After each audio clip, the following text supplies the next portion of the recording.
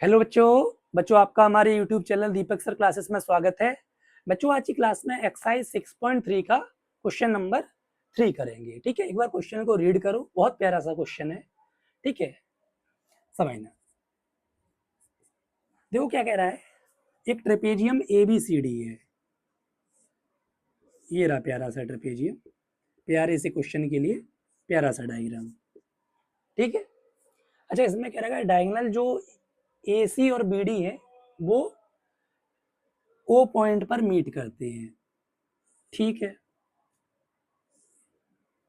O point पे meet करते हैं। ठीक है, अच्छा ये भी क्या रखा है, ए बी पैरेलल है, ये पैरेलल है इसके, ए बी डी सी के पैरेलल है। ठीक है, आपको सिमिलरिटी क्राइटेरिया का यूज करके, है ना, दो ट्रायंगल्स के लिए कोई दो ट्रायंगल मतलब सिमिलर करके ये शो करना है, O A by O C, O B by O D.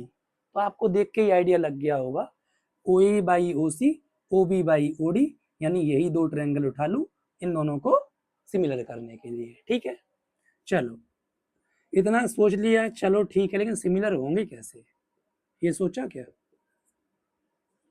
नहीं सोचा तो सोच लो, तब तक मैं लिख रहा हूँ, बाकी उसके बाद तो मैं बताऊंगा। अच्छा एक चीज और समझ लो, ऊपर मैटर नहीं करता, आप ऊपर ए ओ बी ट्रायंगल लिखो, ए बी ओ लिखो, बस ट्रायंगल का नाम लिख दो किसी तरीके से।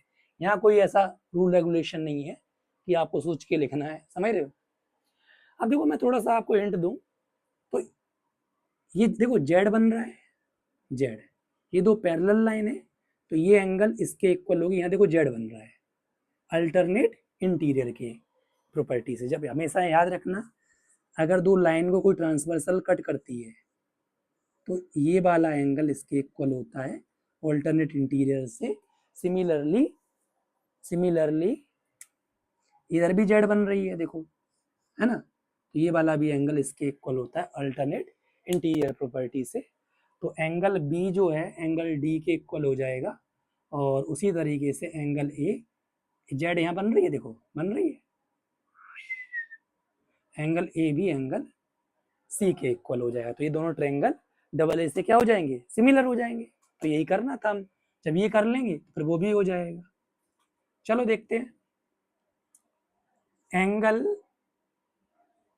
पूरा नाम यानी A B O equal to B angle D के सी डी ओ।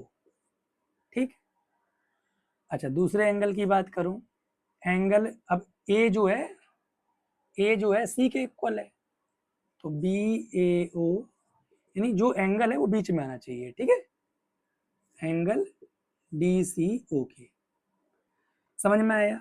अब देखो एंगल वाले में ज्यादा सोचना ही नहीं होता, बी डी के है, बी डी लिख लो, ए सी के है लिख लो, क्या बचा, ओ बचा, क्या बचा, ओ बचा, लास्ट में लिखा तो लास्ट में लिखना। क्लियर? पहले लिखना चाहते थे तो पहले भी लिख सकते थे। तो ये ट्रायंगल इसके सिमिलर हो गया, कहने का मतलब ये दोनों ट्रायंगल हमने सिमिलर दिखा दिए bye double a rule. Double a rule लिखना चाहो तो रूल लिख लो, क्राइटेरिया लिखना चाहो तो क्राइटेरिया लिख लो। समझ में आया? अच्छा हमने एक प्रॉपर्टी पढ़ी, जब दो ट्रायंगल सिमिलर होते हैं तो करस्पॉन्डिंग साइड्स का रेशियो इक्वल होता है और करस्पॉन्डिंग एंगल्स भी इक्वल होते हैं।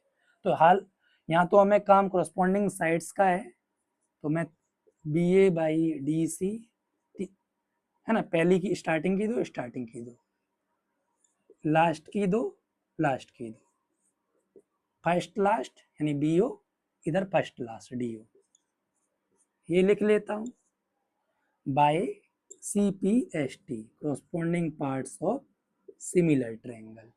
ठीक है, अब मेरे काम का ये दोनों है, इसको उठा लेंगे, यानी हमारे काम का ये दोनों है, O A by O C, O B लिखो या B O by D O, हो गया।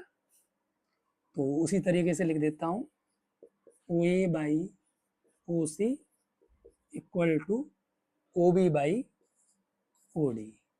क्लियर? हो गया प्रूव हमारा, समझ में आया? ठीक है, एक बार देख लो फिर आगे बढ़ते हैं।